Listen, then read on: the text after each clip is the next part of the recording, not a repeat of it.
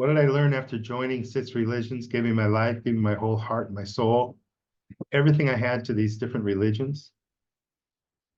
And maybe a bigger question in your mind could be, why did I quit one religion? Because most people, they never see another religion. Maybe they're raised as in a blah, blah, blah, whatever they were raised as. And then finally, at some point in their life, they have to change their religion. For example, the Chinese people, which there are a huge amount of Chinese people that live in Malaysia. I spent a couple of years in Malaysia. They fall in love with a Malaysian woman, one of the local women, you know, from the Malay, islands there. They have to change the religion. They have to change to Islam, because that's how Islam works in Malaysia. Now, it's not all the same in every Islamic country, every Muslim person, but this is the way it is there. So they have to change their religion there. But from what I understand, from what I hear, from what I see, their heart's never into it when they change the religion. So most people, they don't have this personality trait that I had, and that was to join another religion then. But what I had from as early as I can remember, as early as I was conscious of being me, the goal that I had was to contribute as much as I possibly could to the world, because I thought, well, you only got one life. What means something? I want to have a meaningful life. I don't want to live like a dog where I just procreate and eat food and go to the toilet or poo on the rug, or go for a run, go for a ride in a car. Some people live that kind of life. Let's go to a bar. Let's drink and meet chicks or meet a handsome guy. Let's go dancing. Let's get a good job. That's a meaningless job in making the world a better place, but I'm making a lot of money doing it. And that's my goal. And that's all I care about. Some people live like animals. And that's not to put animals down. We can have great love from our kittens. You see videos all over the place of some dog saving somebody, or some cat or whatever, or some bird that can think. So I'm not putting down animals. I think they're wonderful and they're a wonderful part of life. But what I am saying is that as a human being with the brain that we have, that we're born with the heart, with the compassion, with the knowledge, the ability to learn, and the ability to contribute to each other, and the set of problems that humanity has right now, don't you think that you would want to take part in something that is meaningful, something that contributes to others, not just fills your own pockets or gives your own selfish, isolated tribe? Having your own babies, and that means everything, but the kid next door is starving to death. These can all be selfish things. Having children is not a generous thing in general. Now, when there's 14,000 children that are dying, if you really cared about helping children, you'd help those children that are dying. You'd find a way to contribute to them, because all they need is just a few cents a day in food and maybe some basic medicine, some clean water. They don't need much to survive, but they're dying. So, first religion, Catholicism, because my parents were Catholic. When I got to middle school age and I thought, okay, I'm going to go to a seminary and I'm going to be a priest. Well, I thought I was going to be a priest. I thought I was going to be a Catholic priest. But once I spent a week or two in the seminary and realized what it was all about and what the people there were like and what was going on there, I thought, wait a second. This is about being a priest. This isn't about contributing to humanity. This isn't about making the world a better place. And since that's my goal, I'm going to pass on this. Then I got into the Gideon's Bible for a while. I had this little green Bible that I carried around. It was only the New Testament, but I carried that around and I talked with my friends about the Bible. And there were people that were in my high school that were doing some Bible studies and things like that. Not really a religion, though. The next religion I got involved with was one through the influence of my older brother. Jehovah's Witnesses. And I did a 5-year stint as a Jehovah's Witness from maybe the age of about 14 to 19. And I studied all their stuff, and I had all their books. And I went door to door with my brother and with other people. And that's all the only people I hung out with. I relocated from Chicago to Los Angeles, and I was Jehovah's Witness along with my brother. He got married. His wife didn't like me much. I didn't care much for her. When I did end up quitting the religion, I lost all my friends and family at the time. I had already lost my family back in Chicago for becoming a Jehovah's Witness instead of a Catholic priest, or not becoming a Christian as they were becoming evangelicals. Kind of on my own completely. When I was on my own completely, then I remember I went to a grocery store and there was a lady outside selling books, and the book was called Dianetics, the Modern Science of Mental Health. This is Scientology. And I remember buying that book, and I remember sitting in my car and looking at that book and thinking, this may be my next journey. This seems like my next journey, but it might not be my ultimate journey. But I did serve 5 years' time in the Scientology cult. And I signed a billion-year contract in my ignorance, in my great ignorance, about what was Scientology all about? What were they really doing? And was this anything about empowering people, being compassionate, being loving? I was starting to develop this theory about how do you behave if you want the world to be a better place? You're not like a drill sergeant.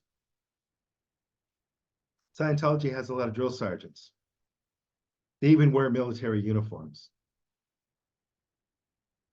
After 5 years, I realized, no, that's not for me. Then I got into Soka Gakkai Buddhism, which is maybe you have heard of Nichiren Daishonin, who's the Japanese guy that started this chanting. And the chanting sounds like Nam Myoho Renge Kyo. And these people chant this. And I sat in my room and I burned the incense, and I had my special document that was a scroll that was supposed to represent my soul. So they're not given out anymore, but I got in under the wire. I got my own scroll. You hit a bell. You read from the book. It's ancient Japanese. It's not modern Japanese. It's ancient, different version of Japanese. And you do this chanting. And at the time I was in LA, and there were a lot of celebrities that were into that too. And it was interesting to interact with these people, but they were cold-hearted people to me. I didn't feel the warmth. There was a guy that got me in, and he was nice to me, but later on I realized he was only nice to me because I was one of his converts, and he was responsible to be nice to me. And I bought their books and I studied their stuff, and I realized pretty quickly that that wasn't really about making the world a better place. It was just another cult, just another tribe of people who stick together, but they're not really trying to solve the world's problems. They're not looking at others as equals. They're not respecting and being compassionate. And I started to understand what love is about and how love is the key. Love is the door to infinity in every dimension. Infinite love, infinite kindness, infinite life, infinite happiness, infinite joy, infinite respect, infinite,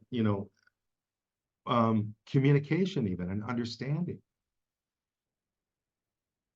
So after seeing, okay, I've got 3 sisters, they're all evangelical Christians to one degree or another. And I spent a lot of time studying that and watching that and seeing their behavior and seeing what's important to them. And I realized, wow, that's as much of a cult as anything else.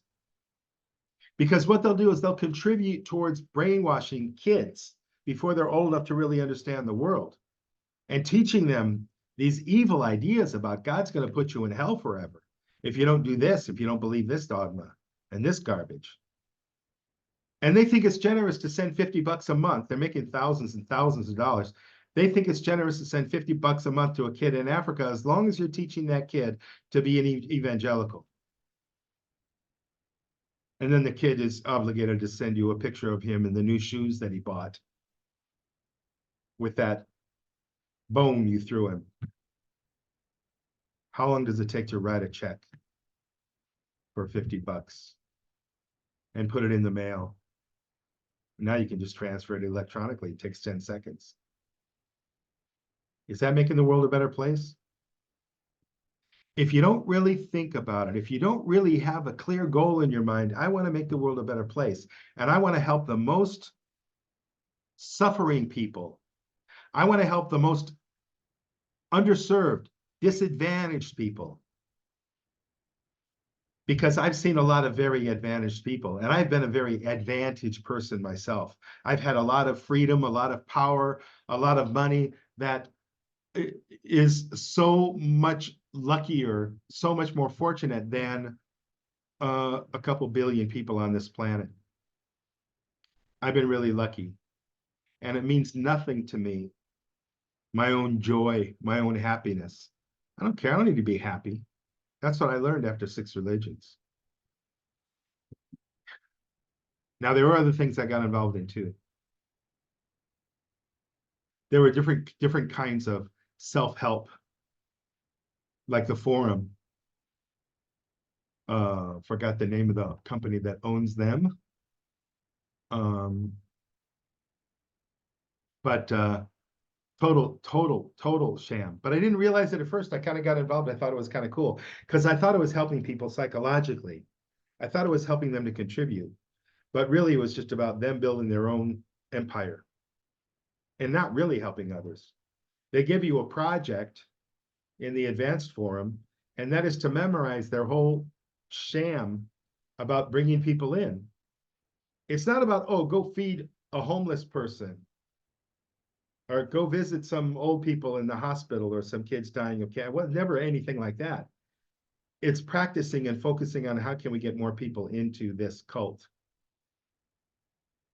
And they even are part of the Cult Awareness Network. They are a cult. And when I told them, I said, that's like the fox guarding the hen house in my final days in that cult. Some people, they do some kind of meditation. I joined that where I got a mantra. I got a secret word to repeat.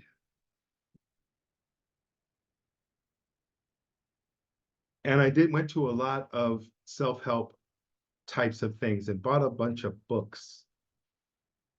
And, devout follower of Tony Robbins for a while. Not to put him down, I think he's doing a lot of really good work. And that guy's probably giving out more meals on Thanksgiving and empowered more people to get over their problems than all the religions combined. Because he's not really, although some people can follow and make it into a cult, he doesn't want to have a cult. He just wants to empower people, and he's a good guy. I like him from what I know. From what I know. Never met him directly, but I think he's done a lot of good work in the world, and he's a generous guy. And he grew up under challenging circumstances, and I think it's because of that that he feels that it's his mission to help other people. So what did I learn? I learned that most religions are cults. I learned about ideologies. I learned about brainwashing people with a set of lies about punishment, about a carrot and a stick, and all the powerful things that a cult can do to trap you in. I learned that one of the most strongest ways that people are stuck in a cult, it's not about God burning them, because few people actually really believe that anyway. They don't believe that. That's just part of their doctrine, part of their dogma. But what keeps most of them in? Pride, ego. It's who I am, right? It becomes who you are. When I was Jehovah's Witness, I thought it was better than everybody else. I'd knock on their door. And I thought, okay, I have got the truth because that's what I was taught. 16 years old. I'm knocking on your door to save your butt. That was the idea. That's a pretty arrogant, egotistical thing. And especially when I found out that it wasn't true at all and that it wasn't bringing my life any happiness, because I wasn't contributing to the world. I was knocking on doors so I could fight with people. By the way, there's a talk about some kind of child sexual abuse within Jehovah's Witnesses. I never experienced that. I never saw that. I never heard about that. There was no clue at all when I was involved. So I don't know if that's just people hate Jehovah's Witnesses and they're making it up, or maybe there's some truth to that. There could be. But I learned that, you know, it's about the person's ego. And to think that all these years I believe this idea and I'm wrong about that. What's my family going to think? What's my husband or wife going to think? What are my kids going to think? What are my parents going to think? What are all my friends and all my family and everybody that I know going to think if I quit? Shame on me because I'm losing faith. Shame on me because I'm losing the vision of the cult. Not a vision of making the world a better place, not a vision of helping others, not a vision of really being a truly good person and doing the best you can to help others in this world. No, no, no, no, no. It's not about that. It's about your loyalty to the cult. It's about your embarrassment. You know, my brother that helped me to join Jehovah's Witnesses and gave me so much love and attention. Then when I quit, he cut me off cold turkey. I haven't talked to him 40 years because I quit. Is that love? Well, they talk about tough love in Christianity sometimes. It's not love, it's hate. Abandoning your own brother because of your own ideology got nothing to do with love, baby. Abandonment is not love. It's the opposite of love.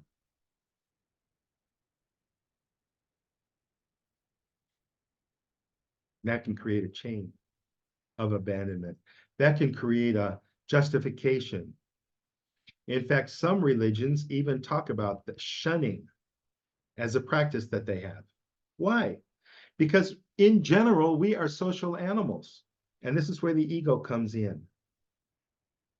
If I'm not loved by my friends and family, maybe I'm doing something wrong. No matter how sick their cult is, no matter what they do in the cult, no matter how tribal they are, no matter how worthless they are to those 14,000 starving children every day. No, it's all about them as their identity as part of this cult. So they know who they are. This is who I am. I'm this. Now I know who I am and what to do. And I don't have to think anymore. And then I can live like an animal, reproduce, make a big family, have big meals, have weddings, raise kids, stay in the cult, and know that we're right, and know that we're better than the others. Because we've got our religion, we've got our beliefs, we've got our ideology. Thanks for listening to this rant. Like and subscribe.